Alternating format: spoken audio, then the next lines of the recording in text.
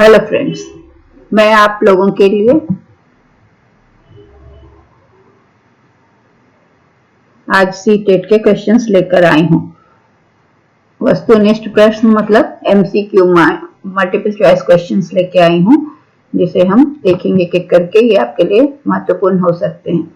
पहला प्रश्न है कि अंग्रेजी भाषा का शब्द पर्सनालिटी लैटिन भाषा के किस शब्द से बना है? पर्सन, पर्सनल, पर्सोना या उपर्युक्त सभी।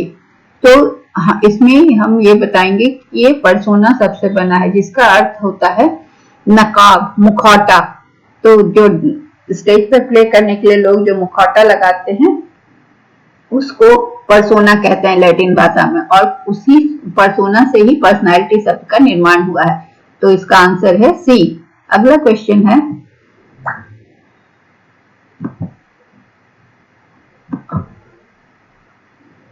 क्वेश्चन है कि व्यक्ति के व्यवहार की संपूर्ण गुणात्मकता है।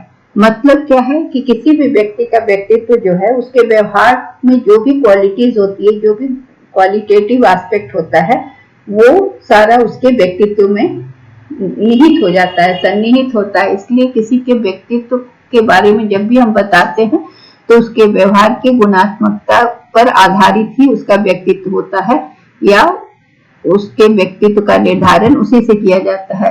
तो ये किसने दिया? ये कथन किसका है? ये वुडवर्थ का कथन है। वुडवर्थ ने इसके बारे में सबसे पहले कहा था। अगला क्वेश्चन है प्रक्षेपण शब्द का सर्वप्रथम प्रयोग किसने किया था? प्रक्षेपण का मतलब इंग्लिश में हम लोग बोलते हैं ना प्रोजेक्शन।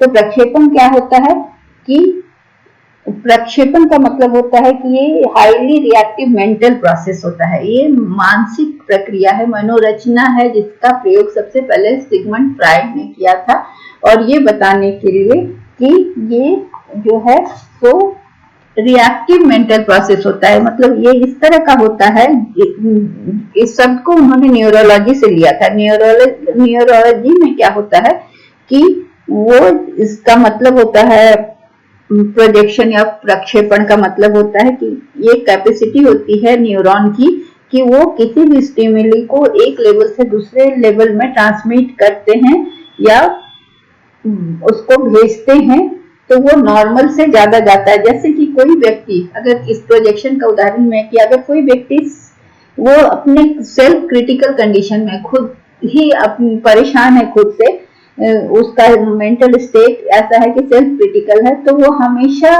वो क्या लगेगा उसे कि दूसरे लोग जो हैं वो उसकी कॉन्शियस या अनकॉन्शियस माइंड में हमेशा ये चलता रहेगा कि दूसरे लोग उसके बारे में बात कर रहे हैं, उसका क्रिटिसाइज कर रहे हैं। तो इस संदर्भ में प्रक्षेपण शब्द का प्रयोग किया, जो कि सिगमंड फ्रायड ने सबसे पहले इसका प्रयोग किया था। तो इसका आंसर होगा फ्रायड। अगला क्वेश्चन हम लेते हैं, तीसरा नंबर क्वेश्चन है, चौथा नंबर, कि इनमें से कौन सा कारक अधिगम को अभिप्रेरित करता है? अधिगम मतलब होता है लर्निंग को प्रेरित करने का कारण क्या होता है? बाह्य कारक।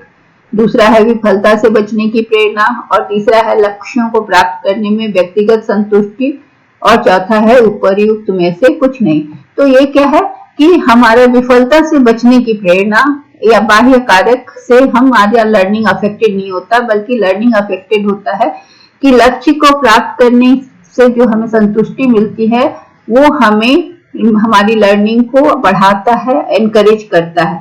ठीक है, तो हमारे ये इसका आंसर होगा option C. Next question, Vygotsky ने बच्चों के अधिगम में निम्नलिखित कारकों में से किसी एक की भूमिका पर सबसे ज्यादा जोर दिया है? तो सामाजिक, वंशानुगत, मानसिक और शारीरिक। तो वाइगोत्स्की ने सबसे ज्यादा बच्चों के अधिगम पर सामाजिक कारक पर जोर दिया, क्योंकि उनका मानना है कि बच्चा स्कूल जाने से भी पहले वो सीख लेता है, लैंग्वेज सीख लेता है, कल्चर से सीख लेता है, समाज से सीख लेता है, अपने माता पिता से सीख लेता है, घर परिवार के माहौल से सीख लेता है। तो इसलिए उन्होंने इस सबसे ज्यादा महत्व दिया, अधिगम का कारक सबसे ज्यादा सामाजिक कारक को महत्व दिया, क्योंकि वो जो है स्कूल जाने के पहले बच्चों में बहुत सारा ज्ञान दे देता है, तो लर्निंग उसकी बढ़ जाती है। ठीक है, अगला क्वेश्चन, बुद्धि लब्धि परीक्षण में 16 साल के एक बच्चे का स्कोर 75 है तो उसकी मानसिक आयु कितनी होगी। मतलब हमारा जो बुद्धि लब्धि का फॉर्मूला है, आईक्यू का फॉर्मूला क्या है, मोटा पेन, इसको पतला करते हैं पहले। आईक्यू का फॉर्मूला क्या है, IQ is equal to M mental age divided by chronological age into 100। ठीक है, इसको हम अगले एक स्लाइड में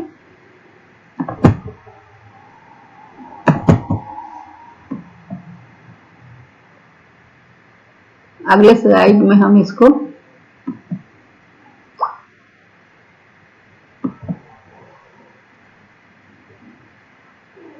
बनाते हैं, क्योंकि ना इस स्लाइड में जगह कम है और ये पेन अभी।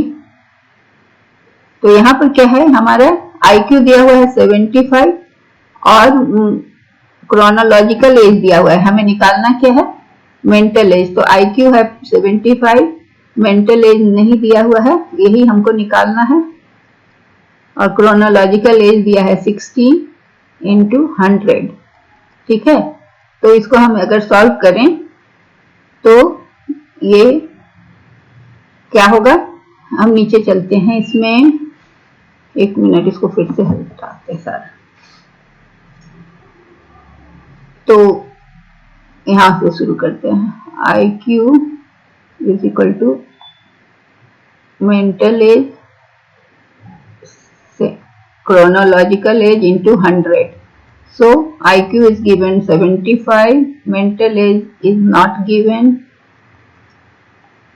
chronological is given 16 into 100।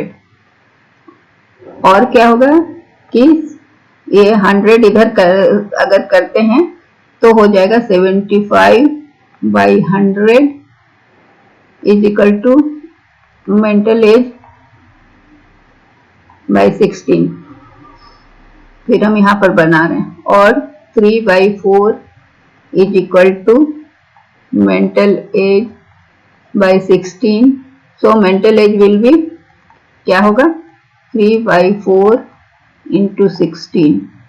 सो 4 से ये कट जाएगा, ये हो जाएगा 4, यहाँ भी ये कटा 25 से 3 और ये आ गया 4। क्लियर है सबको? So it will be 3 into 4 is 12। So answer is 12 years।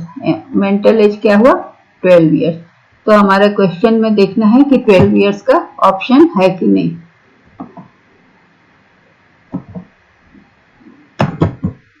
तो हमारा ऑप्शन क्या है ना, यहाँ पर देखिए 12 years का ऑप्शन है, तो हमारा आंसर होगा 12 years। ओके, नेक्स्ट क्वेश्चन है, हम लोग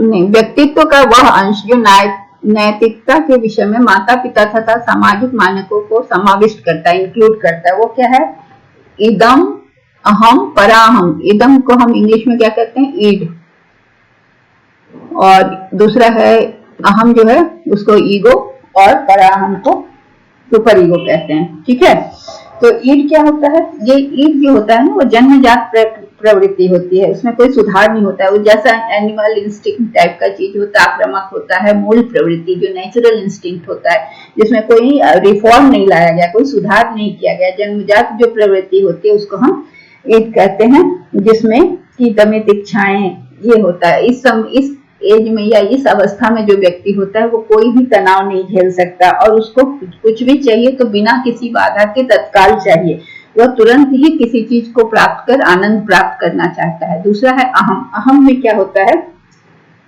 कि सारी मानसिक और शारीरिक शक्तियां जिसकी वजह से वो दूसरों से अलग होता है। ठीक है, तो वे शक्तियां उसको क्या सिखाती हैं, उसका सब हर का अब दूसरे से वो अलग है, अपना मेंटल फिजिकल पावर से या स्ट्रेंथ से, तो ये सारे स्ट्रेंथ जो उसको सिखाती हैं कि वो यथार्थ जो है, मतलब रियलिटी के हिसाब से बिहेव करना है। ठीक है, तो ये सिखा दिया गया। अब जैसे एक बच्चे के खिलौने से उदाहरण दिया गया कि बच्चे को खिलौना के लिए वो जिद करेगा तो रोना शुरू करता है, मारपीट, गिरना, पड़ना सब शुरू करते हैं, मतलब उसे चाहिए तो चाहिए।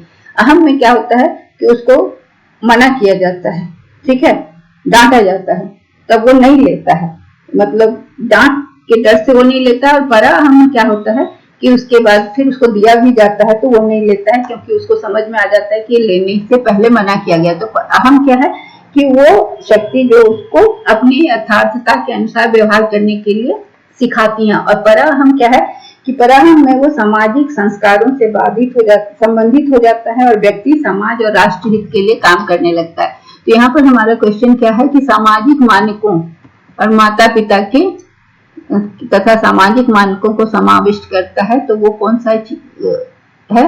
तो उसका आंसर है पराअहम, मतलब सुपर ईगो। सुपर ईगो में आता है जब बच्चा, तब वो समाज के लिए या समाज के मानकों के हिसाब से काम करता है, ठीक है। अगला क्वेश्चन पे हम चलते हैं। अगला क्वेश्चन है कि व्यक्तित्व के द्वारा हम भविष्यवाणी कर सकते हैं। ये किसका कथन है? व्यक्तित्व के द्वारा हम भविष्यवाणी कर सकते हैं किसी के भविष्य का, या कैसा उसका फ्यूचर होगा इसके बारे में बता सकते हैं, वो कितना सफल होगा ये बता सकते हैं। तो ये किसका कथन है? ये कैटल का कहना है, ठीक है, क्योंकि कैटल व्यक्तित्व का निर्धारण वो बच्चे के शील गुणों के आधार पर करते हैं, ट्रेड्स के आधार पर, और उस ट्रेड्स के आधार पर उसका भविष्य या उसका जीवन कैसा होगा ये बताया जा सकता है।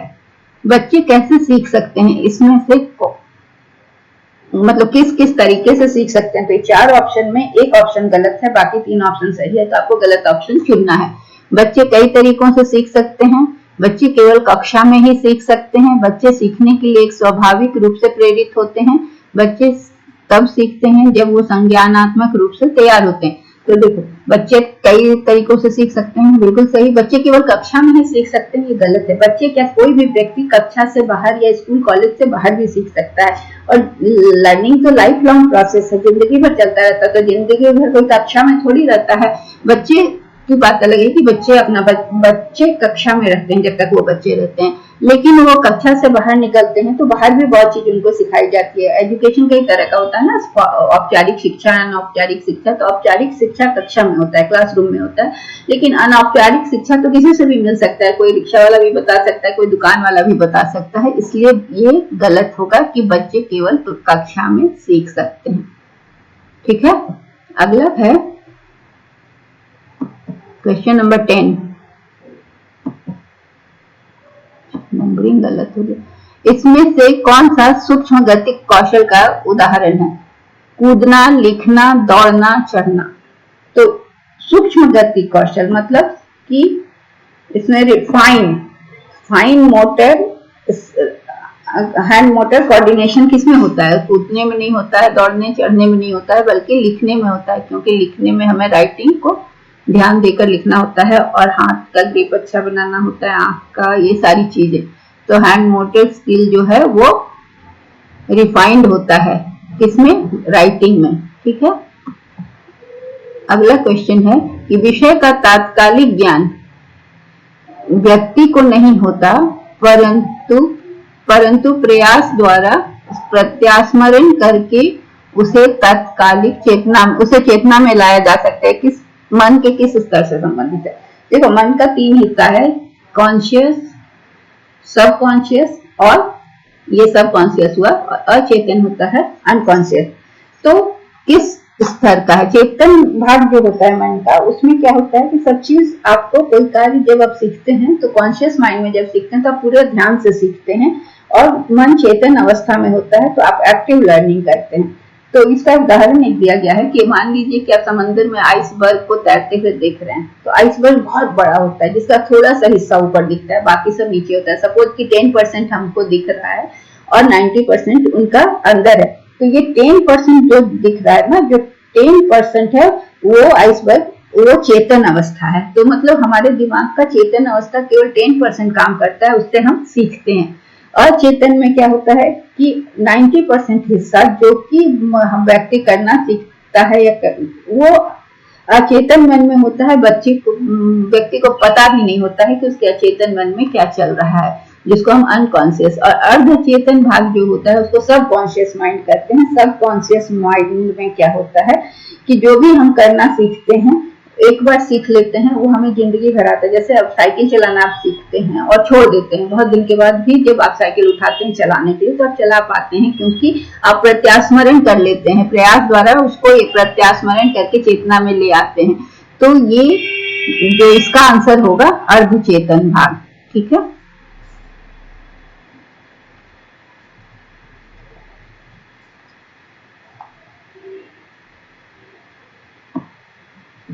अब अगला क्वेश्चन है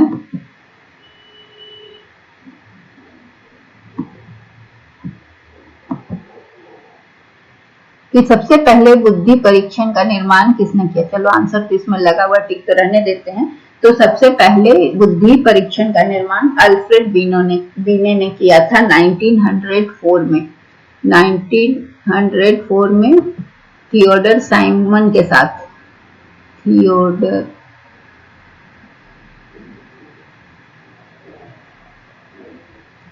साइमन के साथ, इसीलिए इसका नाम बीने साइमन टेस्ट भी कहा गया है। 1904 में सबसे पहले ये इंटेलिजेंस टेस्ट बना था।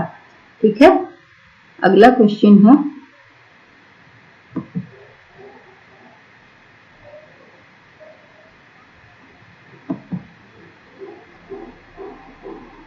कि एक बच्चा 18 ये एक बच्चा है जिसके मन में विचार आता है कि मुझे अध्यापक पर प्रहार करना चाहिए। दिमाग में आया कि नहीं, टीचर को प्रहार करना, मारना है, और वो बिना किसी कारण पूरी कक्षा के सामने अध्यापक पर हाथ उठा देता है। तो उस व्यक्ति का व्यक्तित्व स्तर क्या है? तो हमने अभी डिस्कस किया था ईड, ईगो और सुपर ईगो। तो ईड वाला जो होता है उसमें एनिमल इंस्टिंक्ट होता है, मूल प्रवृत्तियां होती हैं, जिसमें कि वो जो सोचता है बस कर बैठता है। उसमें जन्मजात जो मूल वासनाएं, दमित इच्छाएं होती है, और उसे जो करना होता है वो कर लेता है बिना सोचे समझे। तो वो बिना बाधा के तत्काल वो काम कर लेता है। तो इसे हम कहते हैं ईड। तो वो व्यक्ति का व्यक्तित्व का स्तर क्या है? ईड लेवल का है। ठीक है, अगला क्वेश्चन है एक विकलांग बच्चा पहली बार विद्यालय आता है। ठीक है, तो उसके शिक्षक को क्या करना चाहिए? तो पहला है कि उसकी विकलांगता के अनुसार विशेष स्कूल में भेजना चाहिए। नहीं, ऐसा नहीं कर सकते, क्योंकि इंक्लूसिव एजुकेशन है। यहाँ सब बच्चों को एक साथ पढ़ाना है, ताकि बच्चों में ये फीलिंग ना हो कि उनमें वो कुछ कमी है या उनमें कुछ ऐसी वजह है कि वो नॉर्मल बच्चों के साथ नहीं पढ़ पाते हैं। दूसरा, अन्य छात्रों से दूर रखना चाहिए। ये भी इंक्लूसिव समावेशी शिक्षा के विपरीत है। उस सबसे पहले एक प्रवेश परीक्षा, उसके लिए स्पेशल प्रवेश परीक्षा की जरूरत नहीं है। समावेशी शिक्षा हमें ये कतई अनुमति नहीं देता। उसके बाद क्या है कि सहयोगी योजना विकास करने के को विकसित करने के लिए बच्चों के अभिभावक से बात करनी चाहिए। यस, सहयोगी योजना का मतलब क्या हुआ कि पेरेंट्स से मिल के और विचार करना चाहिए कि किस तरह से हम इस बच्चे को पढ़ाएं। तो ठीक, उसमें पेरेंट का सहयोग भी लेना चाहिए। अगला क्वेश्चन है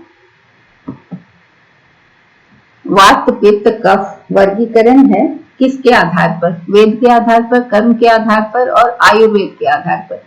तो नहीं, वात, पित्त, कफ जो है ना, इसका वर्गीकरण है आयुर्वेद के आधार पर। ठीक है, आयुर्वेद के आधार पर ये वात, पित्त और कफ के आधार पर व्यक्तित्व का निर्माण होता है। निर्णायक होता है व्यक्तित्व कि जिस व्यक्ति में वात की प्रधानता रहती है, उसका जो आचरण है, उसका जो व्यक्तित्व है, वो थोड़ा अलग टाइप का होता है। मतलब वो उसका बॉडी का स्ट्रक्चर और सारा कुछ अलग होगा। पित्त प्रकृति वाले जो होंगे, ये वात वाले एथलीट टाइप के होंगे। पित्त प्रकृति वाले इरिटेटिंग होंगे, दुबले पतले होंगे, बहुत ज्यादा गुस्सा होगा, उनका मसल्स कम होता है। और कफ प्रकृति वाले गोल मटोल होते हैं, खुशमिजाज होते हैं। तो ये जो है वात, पित्त, कफ के आधार पर भी व्यक्तित्व का निर्धारण होता है। तो ये हो गया आपका अब हम लोग बस आज के लिए इतना ही।